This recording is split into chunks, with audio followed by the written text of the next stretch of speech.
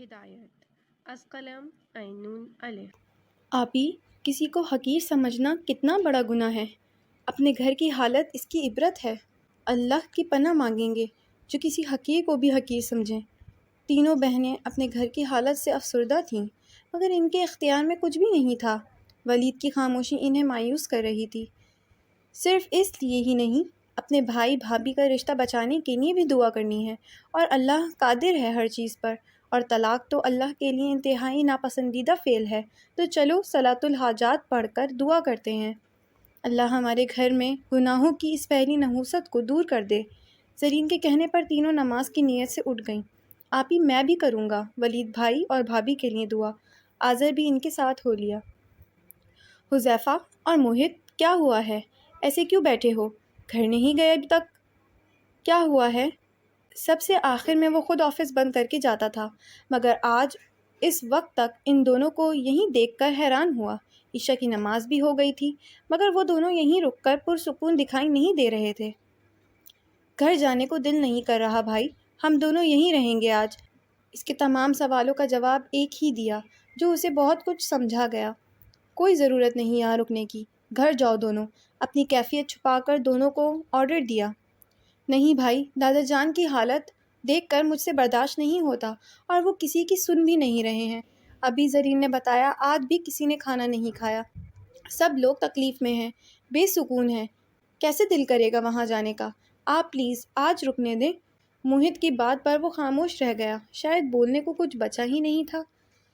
ان دونوں پر ایک نظر ڈال کر وہ باہر کی طرف بڑھ گیا۔ ولید، حذیفہ کی آواز دینے پر گاڑی کا دروازہ کھولتا ہاتھ رکا اور سوالیہ نظریں اس کی طرف کیں۔ یا تو سب تمہارے ہاتھ میں ہے، یہ شاید کچھ بھی نہیں، مگر کرنا تمہیں ہی ہے۔ وقت بھی کم ہے، اس بار تم دیر مت کرنا ولید، ورنہ تمہاری گھر میں آئی ویرانی کا خاتمہ شاید زندگی بھر نہ کر پاؤ۔ جب مان چکے ہو تو اور دیر مت کرو۔ حذیفہ کی بات اسے مسکرانے پر مجبور کر گئی۔ وہ ثابت کرتا تھا کہ وہ اس کے گھر سے مخلص ہے، وہ اس کا واقعی بہترین دوست تھا۔ موہت کو سمجھا دینا زیادہ ٹینشن نہ لے، کھانا بھی کھلا دینا۔ اچانک شروع ہونے والی بارش کی وجہ سے وہ جلدی جلدی بول رہا تھا۔ اس کی بات پر سر خم کرتا وہ گاڑی میں بیٹھا اور سلام کر کے گاڑی کو گھما کر مخالف سمت میں لے گیا۔ پرسوچ انداز اس کے کچھ کرنے کا پتہ دے رہے تھے۔ وہ سوچ تو چکا تھا اسے کیا کرنا ہے، بس اب عمل کی دیری تھی۔ وہ تیز تیز ٹیکسی اسٹینڈ کی طرف بڑھ رہی تھی۔ اچانک ہونے والی تیز بارش اسے 5 منٹ میں مکمل بھگا چکی تھی۔ اوپر سے چلتی ہوئی تیز ہوائیں اسے بوکھلا رہی تھیں۔ اردو بکس کا وہ انگلش ورژن لینے نکلی ہوئی تھی، جو کافی ڈھونڈنے پر بھی اسے نہیں ملا۔ گاڑی تینوں لڑکے لے کر گئے ہوئے تھے۔ کچھ منچلے لڑکے اس پر جملے کس رہے تھے۔ ان کے بیہودہ 3rd کلاس گانے اسے ہراس کر رہے تھے۔ کسی نے اس کے قریب آنے کی کوشش تو نہیں کی تھی؟ بھلا دن رات میں اس شاہراہ پر ایسا کرنا آسان بھی نہیں تھا، مگر کچھ بگڑے ہوئے راج دلارے اپنی غلط تربیت اور بد کرداری کا ثبوت ہر جگہ دے دیتے ہیں۔ بچپن سے ایسے حالات نے اسے نڈر بنا دیا تھا۔ ایسے جملے کسنے والوں کو وہ نانی یاد دلا دیتی تھی، مگر آج وہ بچپن کی طرح خوف زدہ ہو رہی تھی۔ ایک تو خوفناک موسم، دوسرا اس کے پیر کا درد۔ کپڑے بدن سے بالکل چپک گئے تھے۔ شرٹ کا کلر وائٹ ہونے کی وجہ سے وہ خود کو خود بھی دیکھ کر شرم محسوس کر رہی تھی۔ لڑکوں کے اونچی آواز میں بکے جا رہے بیہودہ فقرے اسے خوفزدہ کر رہے تھے۔ بھاگنے کے انداز میں چلتی وہ روڈ کراس کر رہی تھی، راستے میں پڑے ہوئے پتھر سے ٹھوکر کھا کر گر گئی۔ کل کی چوٹ اور ابھی کا گرنا اسے دوہری تکلیف میں مبتلا کر گیا۔ اسے سمجھ میں نہیں آیا تھا چوٹ کیسے اور کہاں لگی۔ تکلیف کی شدت سے چیخ بے ساختہ تھی۔ آنسو تیزی سے بہنے لگے تھے۔ اللہ پلیز ہیلپ می، آسمان کی طرف دیکھ کر بے اختیار اللہ کو پکارا۔ اس کے گرنے پر فکرے کسنے والوں کا قہقہہ اس کی سماعت سے ٹکرایا تو رونے میں شدت آ گئی۔ کل کا زخم پھر سے ادھر چکا تھا۔ کچھ لوگ اس کے قریب آئے تھے، سہارا دینے کو ہاتھ بڑھایا۔ جب اس نے نظر اٹھا کر دیکھا تو ان کی نظریں اسے اپنے جسم سے آر پار ہوتی محسوس ہوئیں۔ بے بسی ہی بے بسی تھی۔ اللہ پلیز ہیلپ می کوئکلی۔ اب کے آواز میں درد تھا۔ اٹھنے کی کوشش کی تھی، مگر وہ واپس گر گئی۔ تیز بارش اور ہوا کی وجہ سے وہ دھیمی رفتار سے ڈرائیو کر رہا تھا۔ خان مارکیٹ سے گزارتے ہوئے اس نے ایک لڑکی کو روڈ پر گرتے دیکھا۔ نظر سرسری تھی۔ گرنے والی لڑکی اپنے پیر پر جھکی ہوئی تھی۔ 4-5 آدمی اس کے قریب آئے تھے۔ گاڑی لے کر وہ خود بھی اب قریب سے گزر رہا تھا۔ کسی انجان جذبے کے تحت اس نے گردن گھما کر اس طرف دیکھا۔ لڑکی اٹھ کر کھڑے ہونے کی کوشش میں واپس گر گئی تھی۔ چہرہ اوپر کر کے آسمان کی طرف دیکھا اور یہیں اس نے تیزی سے بریک لگایا تھا۔ اسے اس لڑکی پر ازلفا سبحان کا گمان ہوا تھا۔ شک کی بنا پر وہ گاڑی سائیڈ میں کھڑی کر کے تیزی سے اس کی طرف بڑھا۔ میں نے ہیلپ مانگی آپ لوگوں سے؟ نہیں نا، تو جائیں سب لوگ یہاں سے۔ اس کی تیز آواز پر اسے یقین ہوا تھا تو تیزی سے راستہ عبور کر کے اس تک پہنچا۔ زمین پر زخمی پیر کو پکڑے بیٹھی ہوئی ازلفا کو دیکھ کر وہ حیران ہوا تھا۔ آدھے سے زیادہ کپڑے گرنے سے کیچڑ میں ہو گئے تھے، آنسو مسلسل بہہ رہے تھے، مگر اس کے حلیے کی وجہ سے لوگوں کی اس پر ہوس بھری نظر دیکھ کر ولید حسن اپنے اندر آئے ابال کو روک نہیں پایا۔ سب کو دھکے کے انداز میں سائڈ کر کے ازلفا سبحان کو گود میں اٹھا کر گاڑی کی طرف بڑھا۔ وہ شاکڈ ہو کر ولید حسن کو دیکھ رہی تھی جو خود بھی بھیگ چکا تھا۔ نظریں سامنے ٹکی ہوئی تھیں۔ یہ بیوی ہے میری، جس طرح گندی نظریں میری بیوی پر ٹکی تھیں ایسی ہی نظریں تمہاری بیویوں، بہن، بیٹیوں پر ٹکیں گی۔ اپنی ہوس زدہ نظروں کو پاک کر کے اپنی عورتوں کی حفاظت کریں۔ کوئی عورت کیسے لباس میں ہے، کتنی کھلی یا ڈھکی ہوئی ہے، یہ اس کا اور اللہ کا معاملہ ہے۔ اس کا حساب وہ خود دے گی، اور اس پر پڑنے والی مرد کی گھٹیا نظریں اس کا اور اللہ کا معاملہ نہیں رہتا، بلکہ اس کے گھر کی عورتوں سے جوڑ دیا جاتا ہے، اور اس کا حساب اس کے گھر کی عورتوں کو دینا پڑتا ہے۔ غیرت ہو تو اگلی بار جس پر بھی ایسی نظریں اٹھیں تو اپنی عورتوں کا تصور کر لینا۔ لوگوں کے چلانے پر وہ انہیں باور کرواتا تیزی سے اسے لے کر آگے بڑھا۔ احتیاط سے گاڑی میں بٹھا کر اس کے بے حجاب سراپے سے نظر چرا کر اپنی شرٹ اتار کر اس کو دی تھی، جو ازلفا سبحان نے اپنے آپ کو دیکھ کر لے لی۔ اس کا آنا اسے غنیمت لگا تھا۔ اس کا لباس اسے بے پردہ کر رہا تھا۔ اسے اس کا دعوت دیتا سراپا دیکھ کر اور لوگوں کی اس پر ٹکی نظروں کو سوچ کر غصہ تو بہت آیا تھا، مگر وہ اسے خود سے اور بددل نہیں کرنا چاہتا تھا۔ دل و نظر بدلی تھی تو استحکام اور نرمی خود بخود آ گئی تھی۔ مجھے گھر چھوڑ دو۔ آواز کی کپکپاہٹ نے ولید حسن کو اس کی طرف متوجہ کیا۔ کیا میں پوچھ سکتا ہوں اتنی رات میں وہ بھی اکیلے کیا کرنے نکلی تھی؟ نہیں پوچھ سکتے۔ You don't have any right to ask me. But thanks for helping me. ولید حسن کو اس کے الفاظ اچھے نہیں لگے تھے۔ اس نے بنا کچھ بولے گاڑی سامنے کپڑوں کے شو روم کے آگے روکی تھی۔ یہاں کیوں روکی؟ مجھے جلدی گھر پہنچا دو پلیز۔ پیر کی بڑھتی تکلیف اسے چین نہیں لینے دے رہی تھی۔ تبھی ولید حسن سے نفرت کے باوجود وہ اسی پر انحصار کر رہی تھی۔ گھر ہی جانا ہے، جنگل میں نہیں۔ پہلے تمہاری حالت درست کروا دوں، پھر گھر لے جاؤں گا۔ کہاں جا رہے ہو اب؟ میں جتنا جلدی جانا چاہ رہی ہوں تم اتنی ہی لیٹ کر رہے ہو۔ میرے پیر میں درد بڑھتا جا رہا ہے، پلیز ڈونٹ ویسٹ ٹائم۔ اسے یہاں گاڑی روکنا اور پھر نکلنا سمجھ میں نہیں آیا تھا۔ بارش ابھی بھی تیز ہو رہی تھی۔ گہرے بادل اور بجلی کی کڑک پھر سے موسم کے زیادہ خراب ہونے کا پتہ دے رہے تھے۔ وہ آج باہر آ کر اور اکیلے آ کر بہت زیادہ پچھتا رہی تھی۔ کیا اس حالت میں تم سب کے سامنے آ سکتی ہو؟ کیا تمہیں اپنی حالت واقعی نہیں معلوم، یا کوئی فرق نہیں پڑتا؟ اس نے کیچڑ میں لت پت اس کے ٹراؤزر، پیر اور ہاتھ کی طرف اشارہ کیا۔ دوسرا اشارہ اس کی شرٹ کی طرف تھا، جہاں اس کی شرٹ بھی اس کی رعنائیوں کو چھپانے میں ناکام تھی۔ ازلفا سبحان شرمندگی سے سر جھکا گئی تھی۔ اگر وہ پہلے والی ازلفا ہوتی تو شاید کوئی فرق نہیں پڑتا، مگر اب اسے فرق پڑ رہا تھا۔ فی الحال مجھے بہت فرق پڑتا ہے۔ بس 2 منٹ رکو، اس کے بعد ڈاکٹر کے پاس چلتے ہیں، پاس میں ہی کلینک ہے۔ ازلفا سبحان اسے حیرت سے دیکھ رہی تھی، جو اب شو روم میں داخل ہو رہا تھا۔ 5 منٹ بعد وہ اسے نکلتا نظر آیا۔ ہاتھ میں ایک پیکٹ تھا۔ بھاگنے جیسی سپیڈ میں اس کے پاس آ کر وہ پیکٹ کو سائڈ میں رکھتا ڈرائیونگ سیٹ پر بیٹھا۔ اتنی سیریس سچویشن میں بھی تمہیں شاپنگ کی پڑی تھی؟ بھلے کوئی درد سے مر جائے۔ اس کی بھاری آواز پر ولید حسن نے اس کی طرف دیکھا، جو لب بھیجے درد کو برداشت کر رہی تھی۔ اس نے اس کے پیر کی طرف دیکھا۔ خون سے بھرا پیر دیکھ کر وہ کافی حیران ہوا۔ کسی کو فون لگا کر کچھ ہدایت دی۔ گاڑی کو تیزی سے بھگا کر وہ ایک پرائیویٹ کلینک پر لے کر آیا۔ اب یہاں کیوں؟ کیا تم مجھ سے بدلے لے رہے ہو؟ مجھے تکلیف میں دیکھ کر سکون مل رہا ہے تمہیں؟ غصے سے وہ دروازہ کھول کر باہر نکلنے کی کوشش کر رہی تھی، اور اس کا ارادہ ٹیکسی لے کر جلد از جلد گھر جانے کا تھا۔ درد اسے نڈال کر رہا تھا۔ ولید حسن تیزی سے اس کی طرف بڑھ کر اسے پھر سے اٹھا کر کلینک کے اندر داخل ہو گیا۔ چھوڑو مجھے، کہاں لے کر جا رہے ہو؟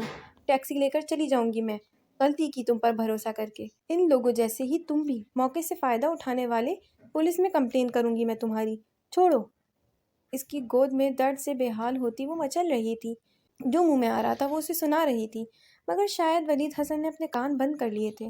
کلینک میں کوئی موجود نہیں تھا۔ اس کی آواز پر ایک عورت باہر نکل کر آئی۔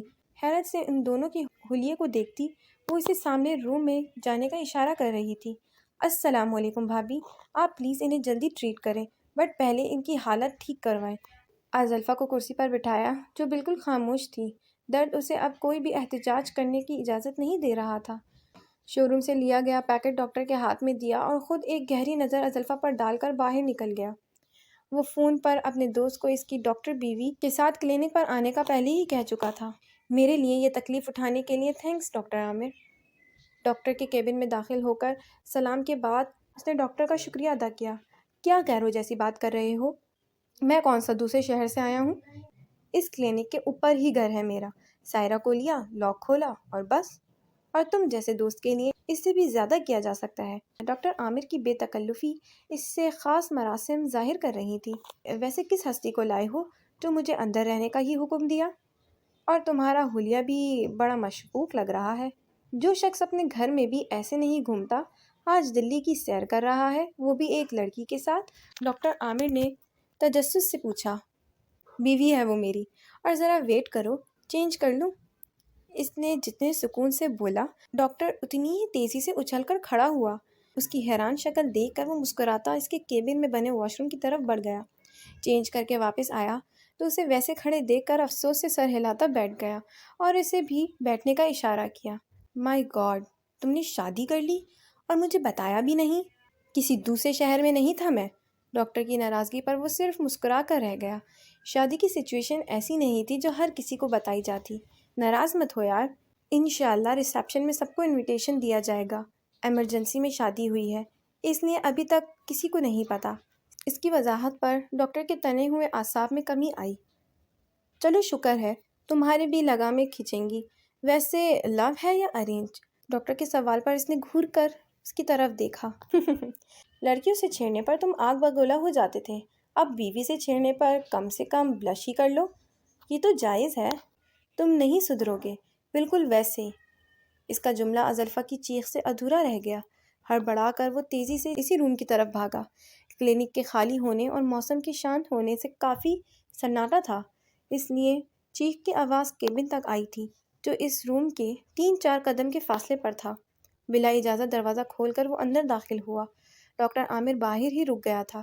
اپنے اس دوست کی عادت سے وہ اچھی طرح واقف تھا۔ کیا ہوا؟ اس کی بوکھلاہٹ عروج پر تھی۔ بھائی، پیر میں بہت چوٹ ہے ان کے، اور موچ بھی ہے، اور پچھلا زخم بھی گہرا ہے۔ موو کرنے سے بھی اور ٹچ کرنے سے بھی بہت تکلیف ہو رہی ہے، اس لیے ان کی چیخ نکل گئی۔ انجیکشن یہ لے نہیں رہی؟ ڈاکٹر کی پریشان آواز پر وہ زلفا کی طرف آیا۔ ڈاکٹر اسے چینج کروا چکی تھی۔ اس نے بغور اس کا جائزہ لیا۔ اس کے ابھی کے لائے پلازو سوٹ میں بنا دوپٹے کے وہ بیڈ پر بیٹھی ہوئی تھی۔